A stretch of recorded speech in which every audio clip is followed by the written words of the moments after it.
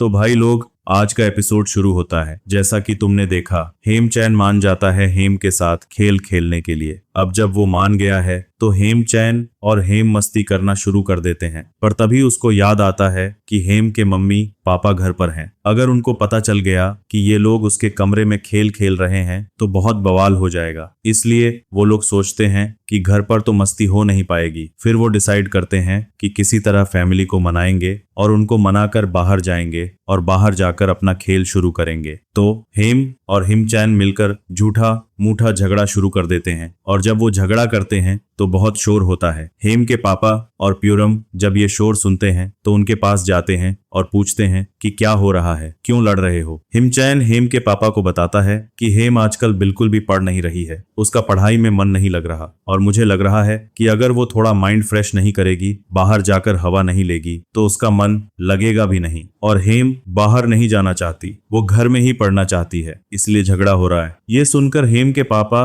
हेमचैन को बोलते हैं कि अगर ऐसी बात है तो तुम हेम को बाहर ले जाओ ताकि वो ताजी हवा खा सके। हेम के पापा जब हेमचैन को ये बोलते हैं तो वो खुशी के मारे अंदर ही अंदर पागल हो जाते हैं, क्योंकि वो लोग झगड़ा ही इसलिए कर रहे थे ताकि उसके पापा उनको बाहर भेजें। ये सुनने के बाद दोनों खुशी के मारे एकदम क्रेजी हो जाते हैं। इसके बाद दोनों बाहर जाते हैं और जैसे ही हेमचैन और हेम बाहर जाते हैं वो लोग पास के एक पार्क में जाते हैं और वहीं पर खुलेआम अपनी मस्ती शुरू कर देते हैं। मतलब वहीं पार्क में ही वो लोग अपना खेल शुरू कर देते हैं। वो लोग अपना खेल तो शुरू कर देते हैं, लेकिन प्यूरम को, जो हेम की सौतेली माँ है, उनको हेम और हिमचैन पर बिल्कुल भी भरोसा नहीं है। इसलिए जब हेम और हिमचैन घर से बाहर निकलते हैं तो प्यूरम भी उनके पीछे पीछे घर से बाहर निकल जाती है। जब वो उनके पीछे पीछे घर से बाहर निकलती है तो उसका शक सच हो जाता है। जैसा वो सोचती है वैसा ही होता है। हेम और हिमचैन वही सब चीजें कर रहे होते हैं जो कि प्यूरम नहीं चाहती है कि वो लोग करें। और जब वो ये सब चीजें कर रहे होते हैं तो प्यूरम वहां पर पहुंच जाती है और उनको करते हुए देख लेती है। प्यूरम जब उनको खेल खेलते हुए देखती है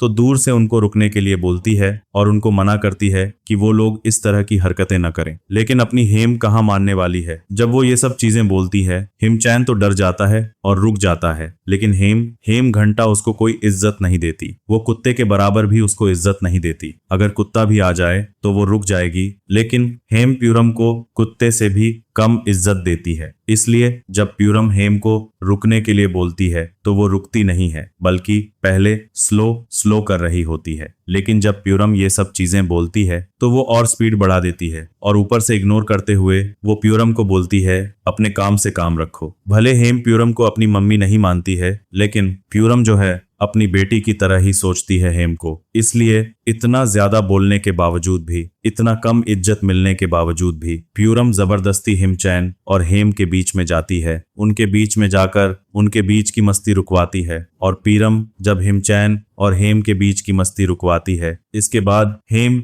एकदम से भड़क जाती है। गुस्से में वो प्यूरम को कहती है, मैंने तुमसे कहा था ना, अपने काम से काम रखो, मेरे मामले में मत पड़ो। पर वो हेम को कुछ नहीं कहती, क्योंकि उसे पता है कि हेम को समझाना मतलब भैंस के आगे बीन बजाना है। इसलिए वो हेम को कुछ नहीं कहती, सीधे हिमचैन के पास जाती है और उसे बोलती है कि उसने हिमचैन से कहा था और उसे समझाया था कि आज के बाद से हिमचैन कभी भी हेम से नहीं मिलेगा, और वो मान भी गया था। तो वो पूछती है, तुमने माना था ना कि तुम हेम से नहीं मिलोगे, तो फिर तुम हेम से क्यों मिले? और मिले तो मिले, उसके साथ गुलू क्यों किए? तुम्हें पता है ना वो मेरी बेटी है और मेरी बेटी होने के बावजूद तुम उसके साथ ऐसी हरकतें कर रहे हो। जब हेम प्यूरम को अपने को बेटी बोलते हुए सुनती है तो वो गुस्सा हो जाती है। गुस्से में वो प्यूरम को बोलती है, मैंने तो आपसे नहीं कहा कि आप मेरी मम्मी हो, और ना ही मैंने आपको अभी तक अपनी मम्मी माना है, तो आप मुझे अपनी बेटी क्यों मान रही हो और मुझे अपनी बेटी क्यों बोल रही हो? प्यूरम हेम से ये सब सुनती है। इस बार भी वो हेम की बातों पर गुस्सा नहीं होती है, बल्कि प्यार से उसे समझाते हुए बोलती है,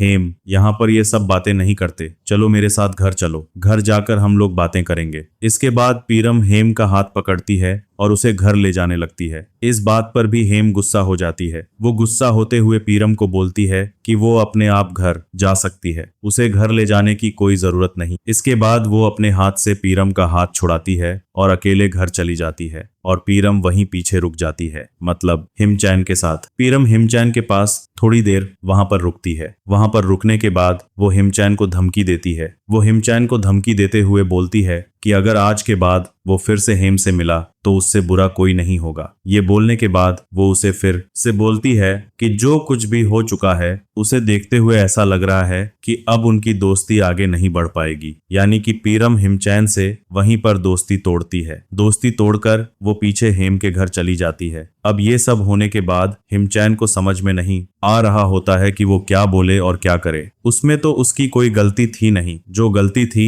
उसकी बिटिया की थी। जो कुछ भी कर रही थी उसकी बिटिया कर रही थी और उसे झूठ मूठ में इस चीज में घसीट लिया गया और उसे पेल दिया गया। अब वो क्या बोले और क्या करे। ये सब बोलने के बाद वो फिर से अपने आप को बोलता है जो हुआ सो हुआ, अपनी जिंदगी अपनी, बाकी सब भाड़ में जाए। ये सारी चीजें होने के बाद हिमचैन वहां से तो फुल एटीट्यूड में निकलता है, लेकिन उसका एटीट्यूड थोड़ी देर बाद खत्म हो जाता है, क्योंकि जब वो रास्ते में घर जा रहा होता है तभी रास्ते में कुछ आदमी आते हैं और उसे पेल के चले जाते हैं। यानी कि वो सारे आदमी हिमचैन को इतना मारते हैं कि वो खड़ा होने के लायक नहीं रहता। अब तुम लोग सोच रहे हो कि पीरम से ये सब हुआ तो कहीं पीरम ने तो वो सारे आदमी उसे मारने के लिए नहीं भेजे तो ना मुन्ना? नहीं, ऐसा नहीं है। पीरम इतनी भी खराब औरत नहीं है। अब तुम लोग सोच रहे होगे कि अगर पीरम ने उस पर हमला नहीं कराया है तो और कौन करवा सकता है उस पर हमला? तो यार तुम लोग भूल चुके हो। याद करो कि इसमें से सबसे खतरनाक आदमी है कौन और किसने धमकी दिया था कि हिमचैन को वो पेल के रख देगा। अब इस एपिसोड में तो मैं बताने वाला हूं कि आखिरकार हिमचैन पर किसने हमला करवाया, लेकिन तुम लोग गेस कर सकते हो। गेस करो कि किसने हमला कराया होगा हिमचैन के ऊपर और कमेंट बॉक्स पर जरूर बताना अपना गेस। तो बस इसी के साथ ये एपिसोड एंड करेंगे, लेकिन जाते जाते अगर आपको इसका मानवा का नेक्स्ट पार्ट देखना है तो हमारे चैनल को सब्सक्राइब कर सकते हो। Thank you for watching.